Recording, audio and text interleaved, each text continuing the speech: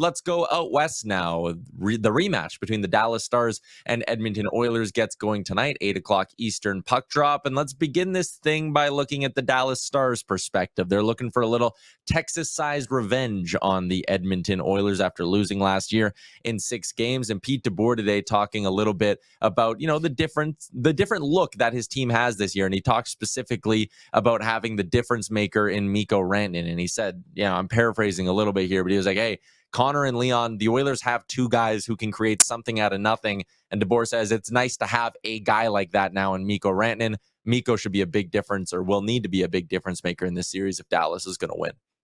And we also saw what happens when you look too much at Mikko Rantanen. This guy named Mikael Granlund can go down and hurt you in a lot of different ways. And I think it's an opportunity for Roope Hintz to have a little coming out party here in the Western Conference Finals. But sure, you could look at the way Rantanen's played in the playoffs. It's the obvious difference maker. How about how Harley has really gone to another level since 4 Nations? I don't think the Edmonton Oilers saw a guy in Harley that was quite this good last year, this time around. I think Jake Ottinger has been better in the playoffs this year as well. I don't think he's had those leaky off-night moments like we've seen some in the previous years. And so, look, I think if there's any team good enough to knock off Edmonton, because Edmonton has just played the best hockey now for a number of games in a row, it would be Dallas. And I think this series, Tyler, is going to be unbelievably entertaining. I think it's going to be way more entertaining than the series in the East.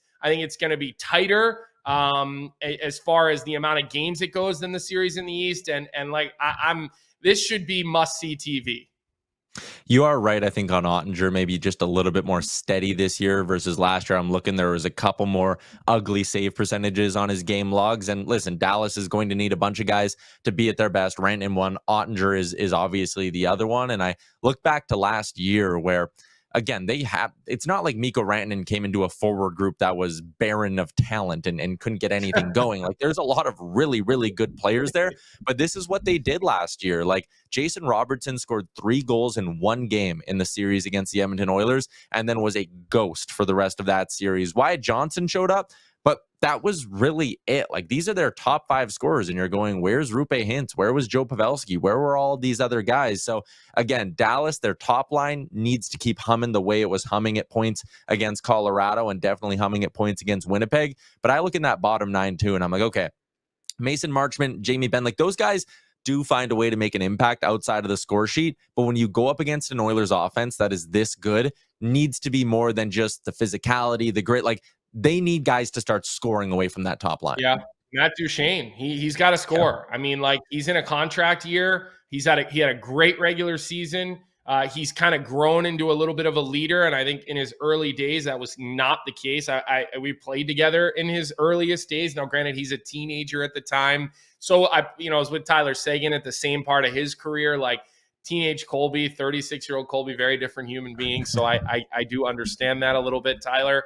But you're right. You need contributions. Wyatt Johnston, they haven't really found a home completely for him, right? Like, is he center? Is he going to play wing? Like, where's he going to move around? And so we'll see what happens. But you're right. I think the depth has been more proven in scoring on the other team, the Edmonton team.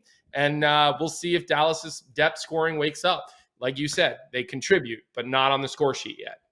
Yeah, 2 big things as well for Dallas that I think, give them a bit of an edge. Miro Heiskanen, we saw his minutes really increase in that last game against the Winnipeg Jets. That's a sign he's back to 100% health. And if he's back to 100% health, that means they should be able to go 12 forwards and 6 defensemen. So the ripple effect of Miro being back to 100% is not just that you have your best blue line or potentially best player back in the lineup, but maybe these forward lines can find a little chemistry here for Dallas. And again, I think they're really going to need it in these playoffs. I see a comment from Johnny who's like, man, Wyatt Johnston -13, yikes. And yeah, listen, there have been some not good performances from some of those Dallas forwards.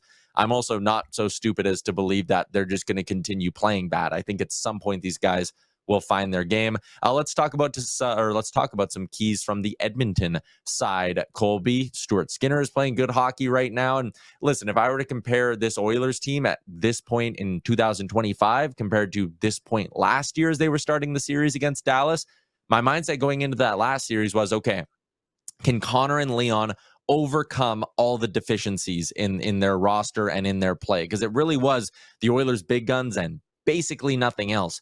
This year, it's different. And if I was a Stars fan, that would concern me a little bit that, hey, the Oilers have been winning rounds with 97 and 29 being relatively quiet compared to their standard. And I think the other thing is that, Stuart's, like, you started this conversation with Stuart Skinner. You're not asking Stuart Skinner to go out there and be a Vezina level goaltender. You're asking Stuart Skinner to go out there and have a 905 save percentage, because if you get that from him, you're going to win, and you're going to win this series, and you're going to have an opportunity to play for a Stanley Cup again. I think the other thing, Tyler, that's got to get going is the power play. You're going to play against Dallas, who's 30% on the power play. Edmonton's been a little bit hot and cold at times in the playoffs. Last year, they were 40%, and it actually won them different series. I mean, we talked about keys to the series, and these are things you and I have already really spoken about today, actually, on Morning Cup of Hockey. But I think those are two massive keys for this team. I also think the depth's got to keep scoring, because you're going to eventually have breakout games. Connor McDavid usually has 15 points in a playoff series, right? So let's say you get 15 points from Connor McDavid this round. Well, what happens when Evander Kane scores a couple of goals and Corey Perry does, and you get one from Podkolzin and Arvidsson? Now you're looking at a team that is nearly impossible to stop offensively. We know they're not going to be perfect defensively, right? They were really good defensively in those last couple of games against Vegas, so let's give them credit where credit is due.